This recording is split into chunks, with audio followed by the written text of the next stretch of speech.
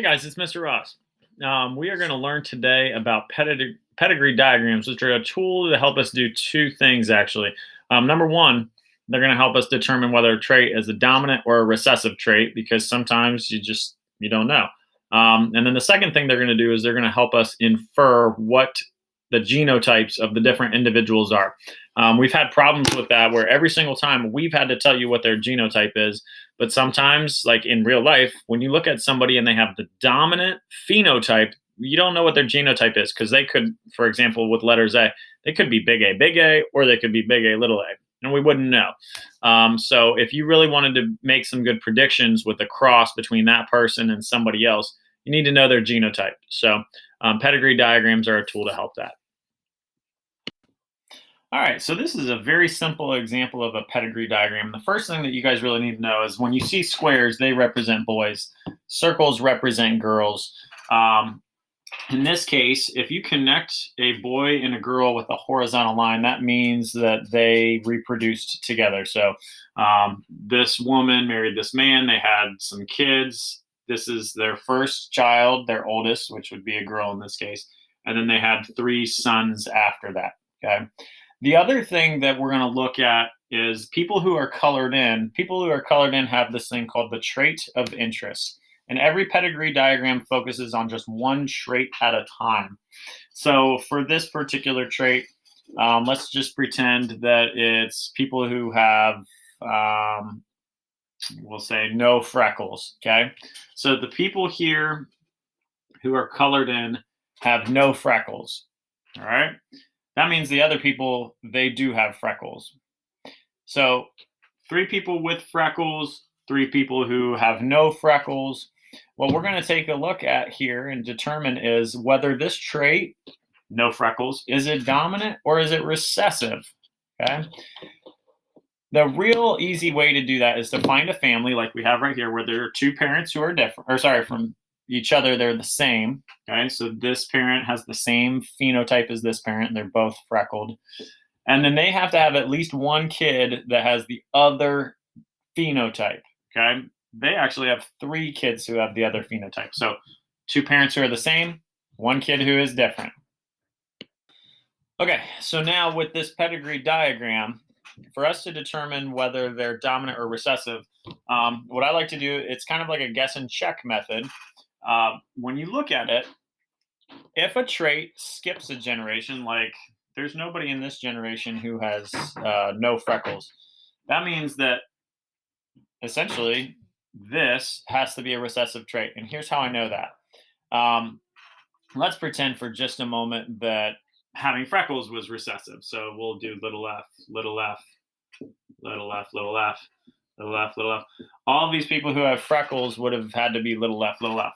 But if you do a Punnett square for these 2 parents that were up here at the top, that dad and this mom, they would be little f, and every single one of their kids would have had to end up the exact same as they were. But their kids are not all the same as them. This kid, and this kid are all different.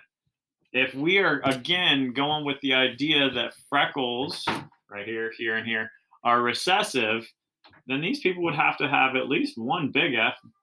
But that's impossible because they don't have a big F in this generation to even pass on to their kids. So that little guess and check right there tells us that freckles actually has to be dominant. So each of these people has the big F, and these people are little f, little f. Okay? Now, we should also be able to infer some other people's genotypes in this one. When we look here, everybody needs 2 alleles. These 2 people passed on no little f's, or sorry, no big F's to their kids here, except for this one, right?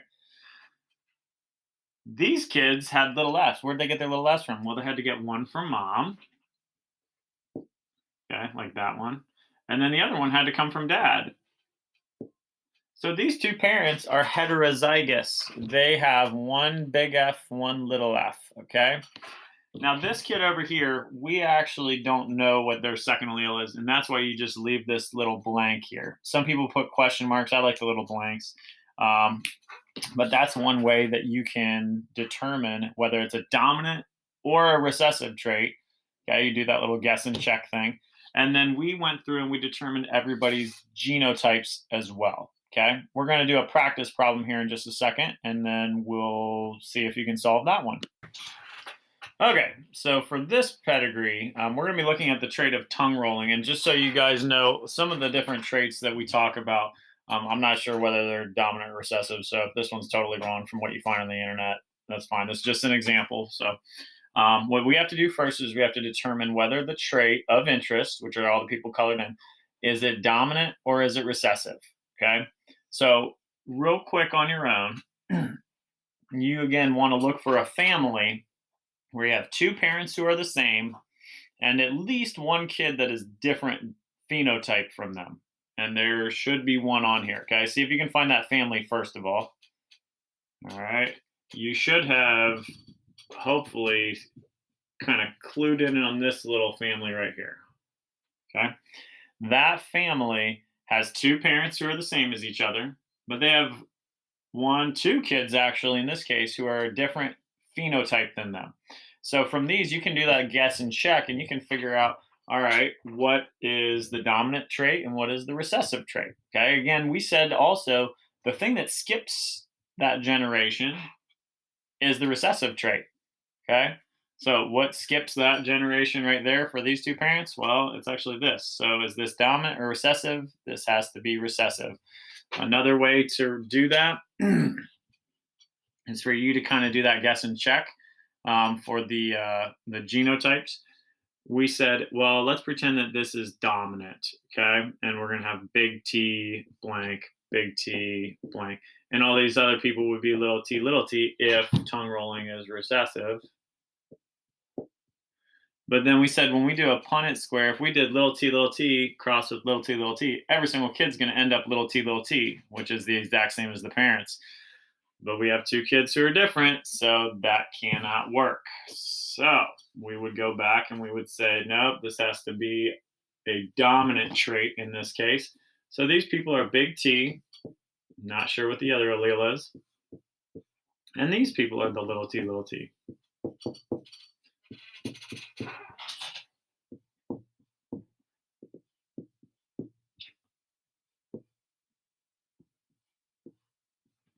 Now, for all the people who are big T blanks, we should be able to try and fill in some of them.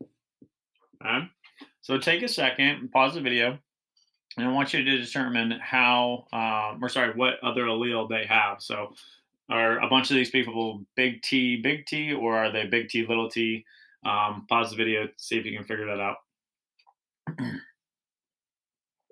All right, if you have tried to figure out which ones they are, let's go do this and solve it together. First of all, let's look at these kids right here, okay? They got a big T from mom, but what's the only thing they could receive from dad? They can only receive a little t. So these people are big T, little t. Likewise, let's go up to their mom. She passed down a big T to these kids, but what'd she pass down to these kids over here and here? Well, they're little t. They got one from dad, and the other little t had to come from mom. So she is also big T, little t. Okay? Going over to this family. These two kids are in that same situation we just talked about. They got one little t from, well, one parent and one little t from the other parent. So both of these parents are big T, little t. Okay? And then last but not least, we actually don't know whether this person right here is big T or big T, little t, because you could have received either from either parent. So we just kind of leave that little blank there. Now, following question, is there a possibility, and again, colored in means you can roll your tongue. Is there a possibility that these two people could make any kids who have the ability to roll their tongue? Okay, take a second, think about that, and then we're going to go over that answer. Okay, the answer to that question is there is no way they could make a kid who can roll their tongue, because if we did a Punnett square on these people, again, They're big T, or sorry, little t, little t, little t, little t, little t, little t. And every single box that we fill in there is going to be little t, little t. Sorry, I'm writing a little sideways. This table is angled. Okay. All right, so little t, little t, little t, little t, little. Okay. Every single one of their kids is going to be a non-tongue roller, unfortunately. So, again, if you wanted to have the main focus for what you should have learned from this lesson, you have to look at a pedigree diagram and can you tell whether the trait is dominant or recessive, and can you start inferring those genotypes? Okay. Just the little clues again. When you look at a family, you want to find a family where there are two parents who have the same phenotype and at least one of their kids is different. Okay. The trait that is different, so in this case, this one, because it's different from these parents who are colored in, the trait that's different, that skipped a generation, that is a recessive trait, which means that the trait of the parents is the dominant. Okay. All right. If you guys have any questions, email them to me, and you guys have a great day.